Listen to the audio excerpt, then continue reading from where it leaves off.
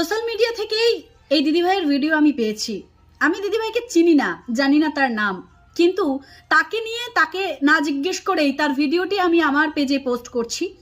আমি জানি না অনুমতি না নিয়ে ভিডিও করার দরুন দিদিভাই রাগ করবেন কিনা, কিন্তু আমার মনে হয় যে এত লক্ষ্মীশ্রী একটি মেয়েকে আমি সোশ্যাল মিডিয়াতে দেখলাম, সেই মেয়েটিকে যদি আমি আমার পেজে পোস্ট করি তাহলে আমার পেজের ঐতিহ্য আর একটুখানি বেড়ে যাবে।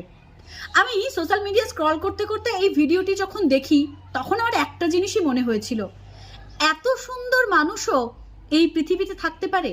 মেয়েটিকে সমস্ত দিক দিয়ে আমি দেখলাম, তার চোখ, তার মুখ, তার ঠোঁট, তার সমস্ত অবয়ব, তার মুখের হাসি, সমস্ত কিছু তাকে একটা লক্ষ্মীশ্রী রূপ দান করেছে।